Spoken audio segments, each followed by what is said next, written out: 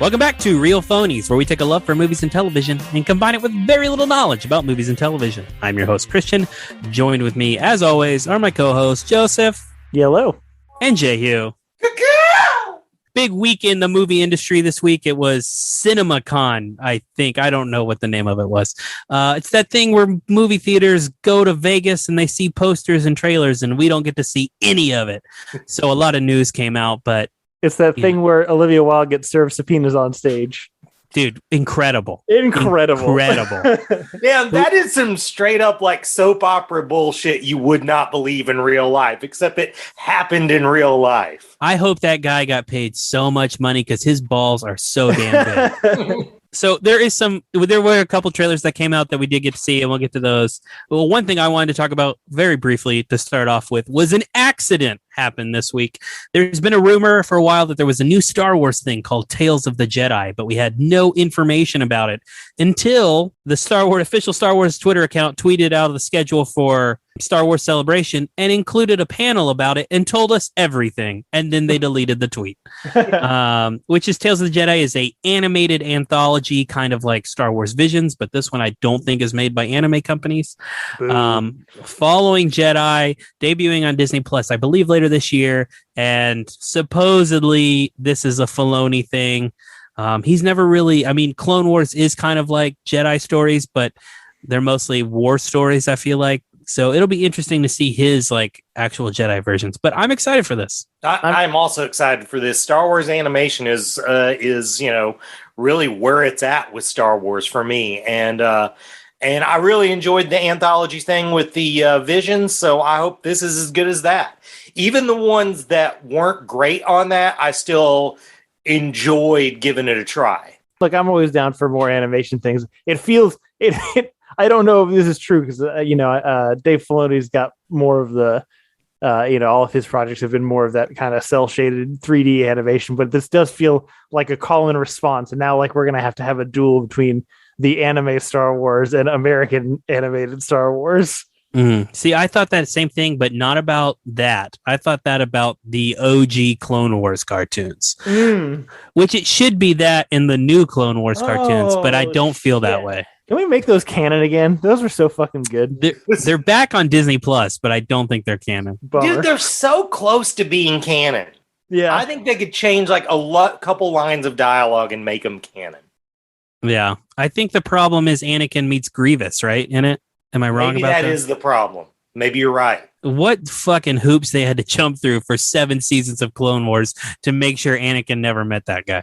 Right. My favorite piece of news that came out this week is that Sony, who apparently wants some Hispanic representation in their Spider-Man films, so instead of doing a Hispanic Spider-Man, is using a Z-tier character who's appeared like 3 times called El Muerto as a movie and starring a person, I didn't know this guy existed, named Bad Bunny. The biggest part of the news to this was the existence of a person named Bad Bunny. If you would have put El Muerto up there and Bad Bunny up there and told me one of them was the name of a musical artist and the other one was the name of a B-list Spider-Man villain, I genuinely would not have known which way to go. I mean, that's super fair. All this information sounds like it was fake information in a movie about making a superhero movie where they just had to make things that sounded like they could be real superheroes, but didn't have the rights to them. Right. I just don't understand why you don't do Spider-Man 2099. Man, no shit. There is your Latino Spider-Man right on the block. It does nothing to stand in the way of the modern Spider-Man, and it sort of cock blocks Batman Beyond. Yeah, perfect. You checked off every box. Right. How hard of a decision was that? You're as a person who's read a ton of comics, have you even read a comic with the character El Muerto in it? I had to look up it, and apparently he has a grand total of 2 appearances ever. Yeah. And I have not read either one of them. A lot of people compare this to Guardians of the Galaxy, and I call bullshit. Just because the general audience didn't know Guardians of the Galaxy, in the late '80s, that like rebooted the entire cosmic side of Marvel Comics, and had before James Gunn made an appearance, or it was announced he was making that movie. They had made an appearance on Earth's Mightiest Heroes, which is the best Avengers cartoon. Like this is nothing. You could have just made this up. It's in fact, you probably should have. Yeah, to avoid this criticism. Also, those late '80s Guardians of the Galaxy comic books are fucking great. They're some of my favorite comic books ever. This is again something, as someone deep in the lifestyle, I don't know shit about this. So this feels like a maneuver that I don't understand. Yeah, it makes zero sense. As for maneuvers I do understand, Wicked is being broken up into 2 parts. Oh, fuck me. I forgot about this one. I brought this down specifically for you, Joseph. It makes me so fucking mad.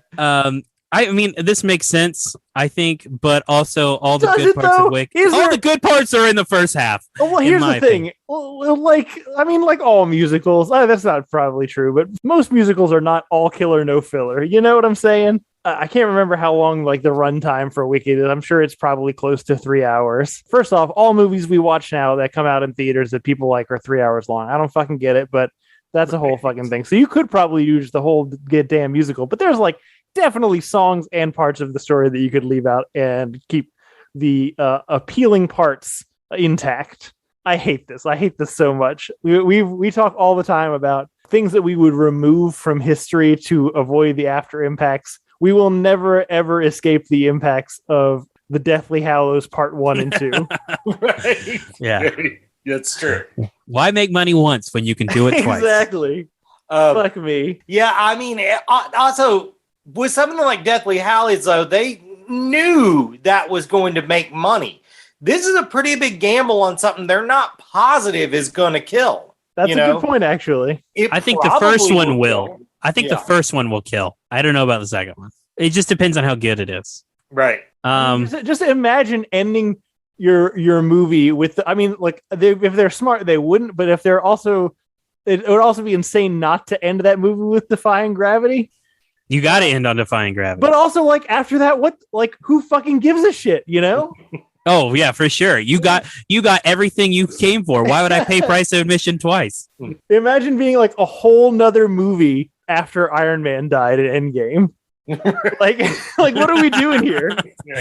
Yeah. I wonder if this means they're going to include more bits from the book, but yeah. I wonder about, because I don't know a lot about the book, but I know the book is like drastically different from the movie, so I don't really understand how that would work if that's the case. But I personally don't think it's drastically different. It's a lot more adult. It's a lot more vulgar. You know, instead of just people falling in love, they're definitely boning. You know, like that's the big difference in my opinion.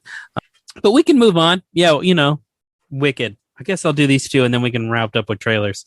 A Quiet Place. We finally know the name of the spinoff titled Day One. Cool. I like the first 2 movies. There's nothing for me to believe this will be bad. And this seems interesting. There's nothing to make you believe. Is this one also have John Krasinski in it? I mean, as like the director? I have no idea about that part. He's not directing it. Yeah, he's not. Also, well, here's my thing about this. I hate this also. Like, one, I'm not sure about this whole world, you know, without kind of the original creative vision behind it. And 2, I feel like we already got the best version of this. I know exactly where you're going. In the first 10 minutes of Quiet Place 2. What are we going to do that's going to top that? That's not just going to be like the generic alien invasion movie that we've done every 5 years since fucking, I don't know, 1980 something. Here's my rebuttal.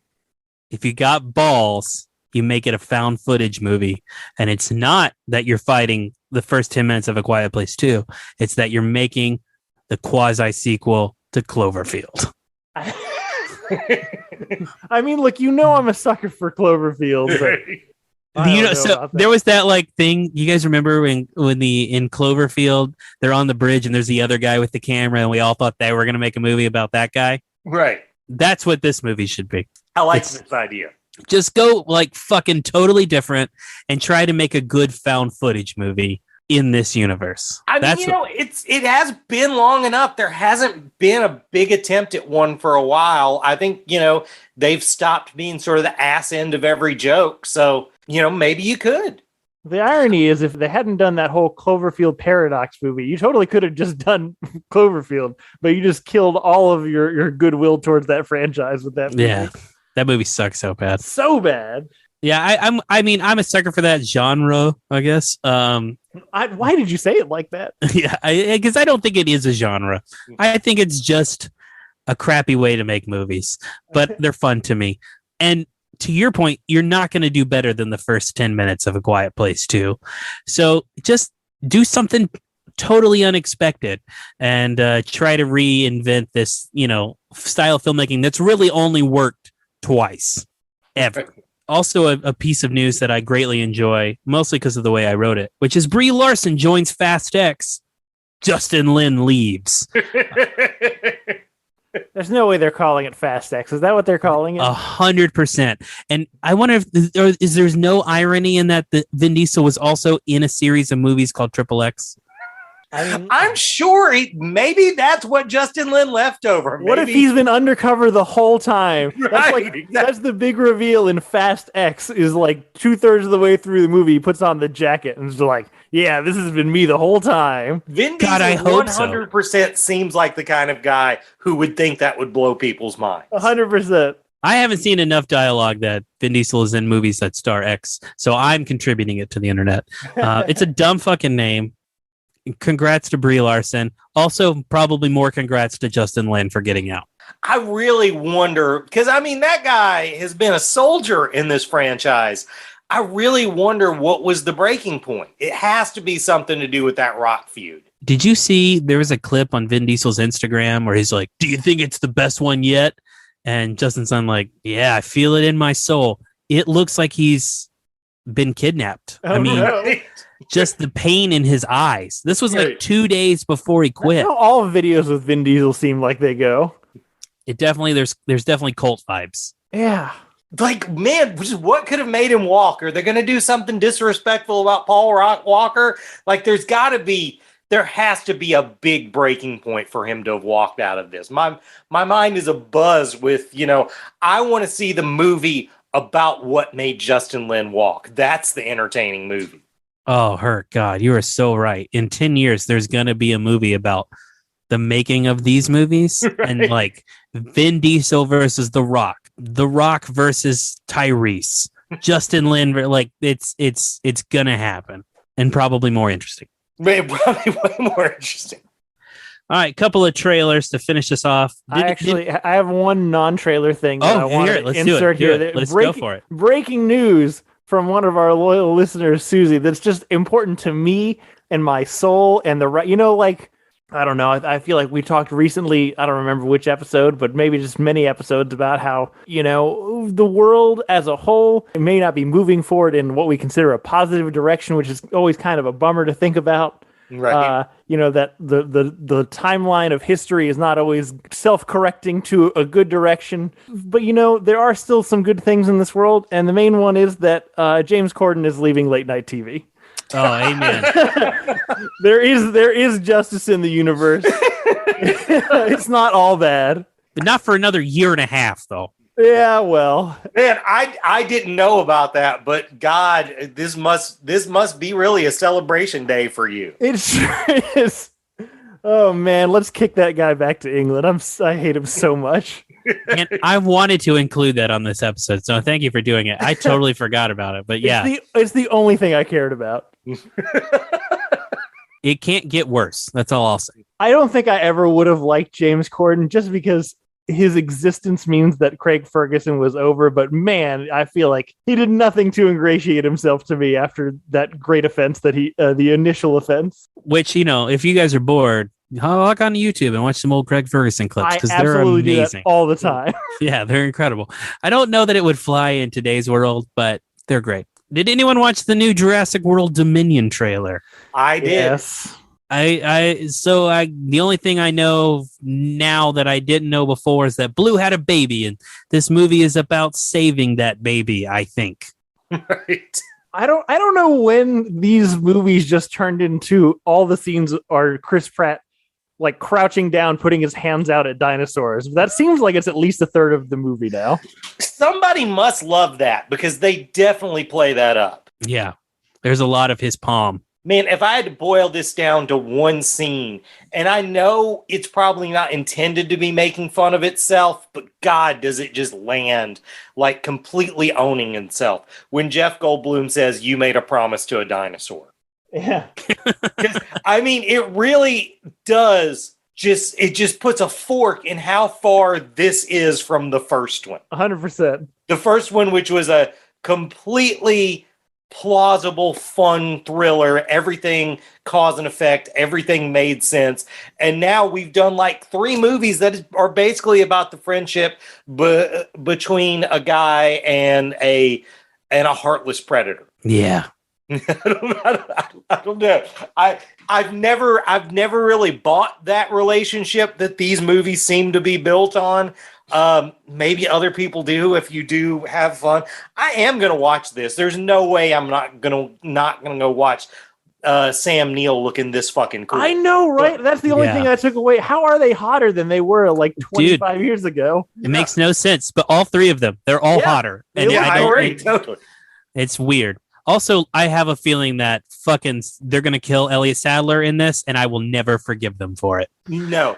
I feel like someone's gonna die, and it's gonna be Ellie.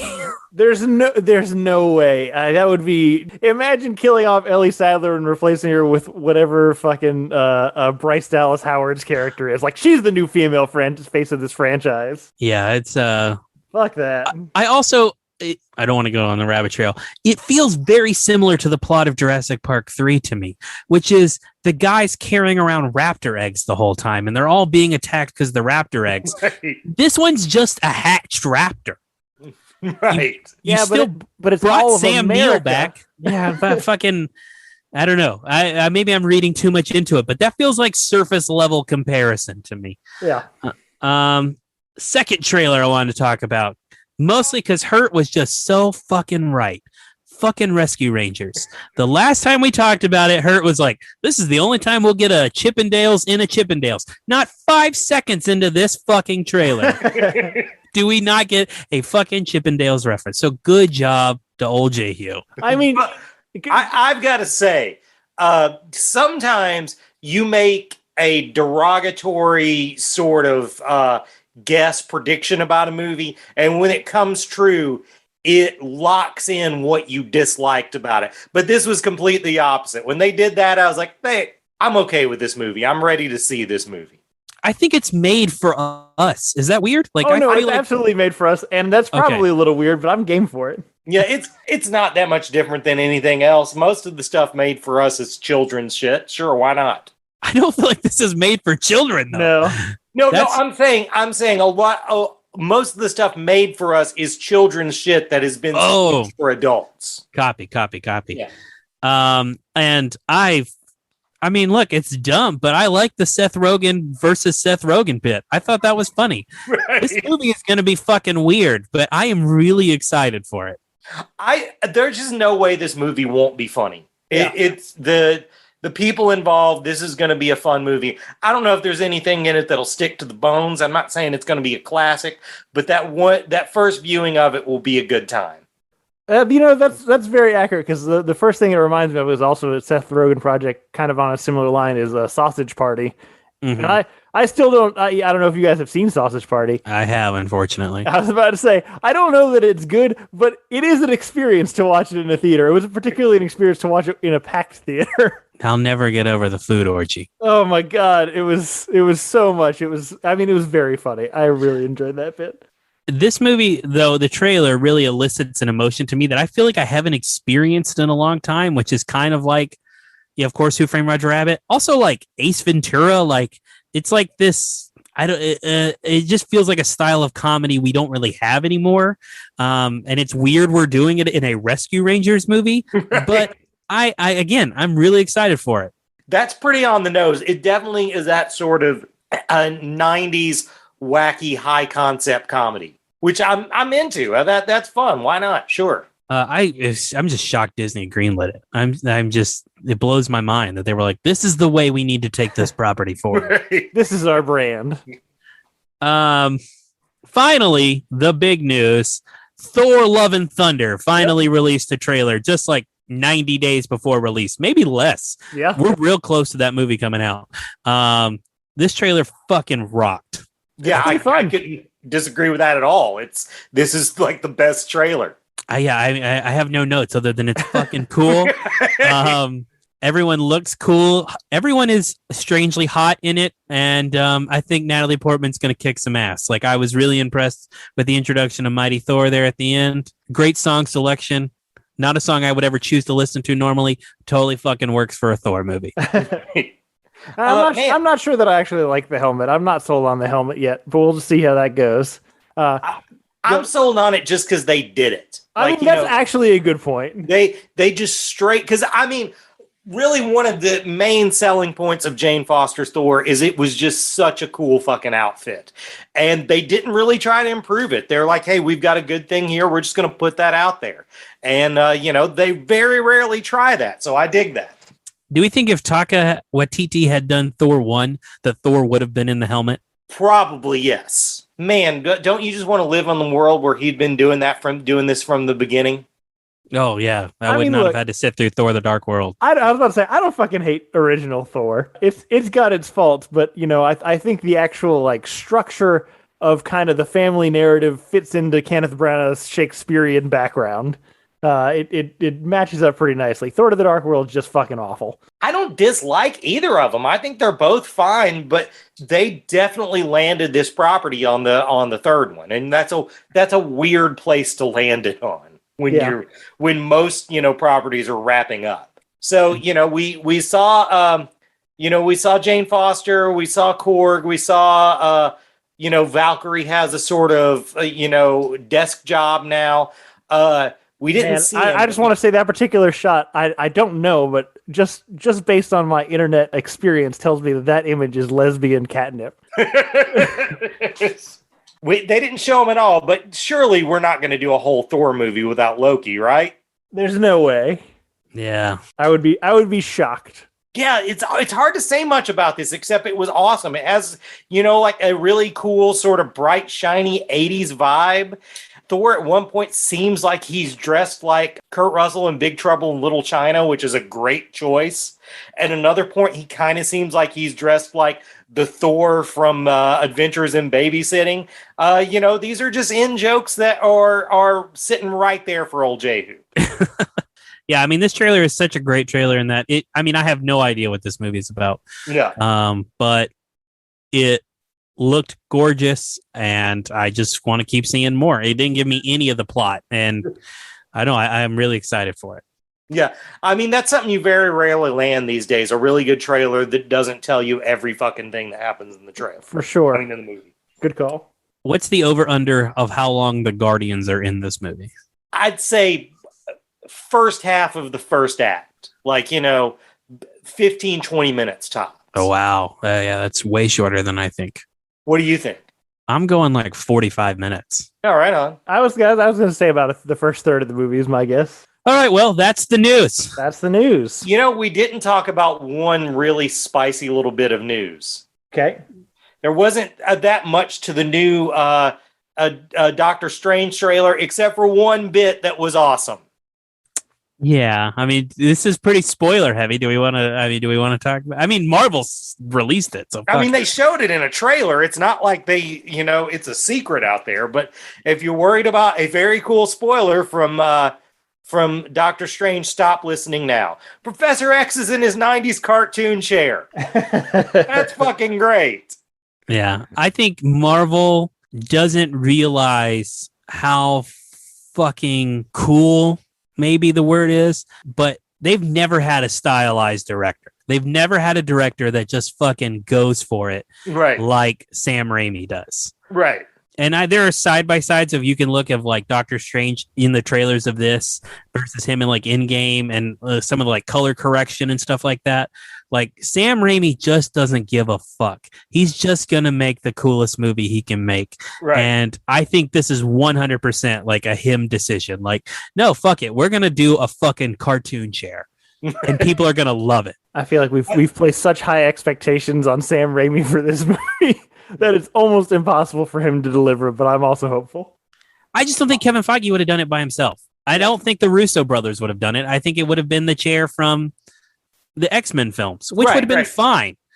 But I feel like this guy is the guy who would be like, no, we can do it. We can make it happen. It can work. Also, I think it's pretty great that in a Marvel movie, they're using a design that was designed by the president of their top rival. That yellow chair is a Jim Lee design.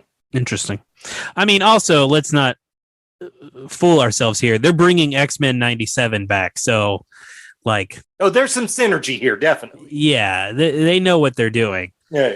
But yeah, this trailer was, or TV spot or whatever, was cameo heavy because you get Captain Carter in it. Right. And you get basically full on Professor X. And we get a full shot of the Illuminati, even though we don't see them all. But I kind of wonder if this is kind of the extent of the cameos, though. If we're mostly going to get alternate versions of Wanda and Doctor Strange and like, well, we already know here are the cameos. Let's just go ahead and like address it. Yeah. Because I think people are expecting bigger than Spider-Man No Way Home. And I don't know that it's necessarily going to be that. Yeah, I don't think it'll be bigger than Spider-Man No Way Home either, just because I doubt this movie has the money behind it that No Way Home did. But I still bet there's things we haven't seen. That's probably true, but I think Christian, you're right. This is the Marvel equivalent of putting all the good jokes in the trailer for a comedy. Right. They're selling, hey, look at all these things that you recognize. They're totally going to be in the movie. And then what you see is what's in the movie. Yeah. Okay. Are we good now? I think we're good now. That's the news. All right. Well, what have we been watching this past week, guys? I watched nothing. I traveled a lot. Nashville, better than Transformers. Driving through Nashville in my big ass truck, worse than Transformers. Memphis, worse than Transformers. Hate to break it to you. If you ever wanted to go to Memphis, don't. There's no need to go. Graceland costs like $75 per person. I'm sorry. Shit. Elvis has been dead for 50 years. I'm not paying that. I drove by it, saw his house, saw his jet. I'm good. I don't need to drop that kind of money to go see a guy who died on the toilet's house. Hot Springs, Arkansas. This one I expected to be worse than Transformers. Better than Transformers. This is my favorite place we've been to since we've been in the camper. Really cool fucking town. Hot Springs, Arkansas is a national park that is basically, they discovered this hot spring in this mountain, and then they built a bunch of spas. I say a bunch. They built like 5 spas on this street, where they all just tapped into the hot spring, and then they just kind of like left it there. It's just like the same as it was in 1915. I mean, I say that, like, of course, some like touristy things have moved into some of the places. I drank beer at and ate at the only brewery in a national park in America. I had 18 samples while I was there. I was feeling pretty good by the end of it. But no, really cool. We stayed at Lake Catherine State Park. Great time. Arkansas, generally, I had a pretty negative opinion of you. Never been before. Had a good time. Better than Transformers. So, yeah, that's it for me. I did a lot of traveling this week. On my end, I watched a show that Joseph has pitched at me a couple times. I watched the first 2 seasons of it, and I finally got around to Succession. Oh, yeah. Man, you were right. This totally taps into, my love of soap operas. Oh, deeply, for sure. Like, well, I feel like the general audience doesn't understand how much of a soap it is. No, I think people think this show is a lot smarter than it is. Absolutely. Like, not since Game of Thrones has a show had a more on the nose like intro theme. That intro theme is so perfect for this because it sounds fancy, but it's so trashy. Yeah. Hey, look, that shit's a bop. You cannot tell me it doesn't like get stuck in your head for days. Dude, no, I can't escape it. It's with me everywhere. But I like trashy music. But it just really the soap opera trope of replacing kingdoms with corporations and royal courts with boardrooms is just all this show is about, and it's pretty fucking great at it. It's like the second most cringy show ever. I think The Office always wins because of Scott's Tots. Nothing will ever be more cringy than Scott's Tots. It's so great, though.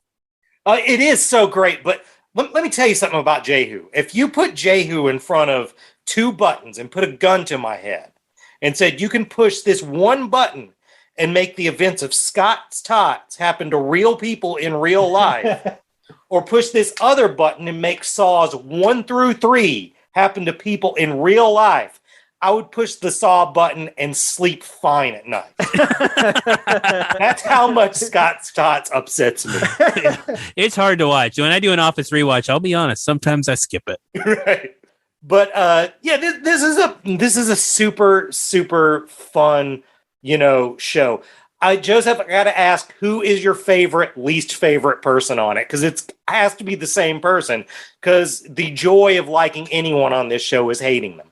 Yeah, I mean, kind of the beauty of the show is because I expected when early on, I was like, okay, I'm going to find somebody whose personality or like faults or whatever, speak to something in me, and I'm going to root for that person the whole time, even though they're awful. But everybody's kind of got that.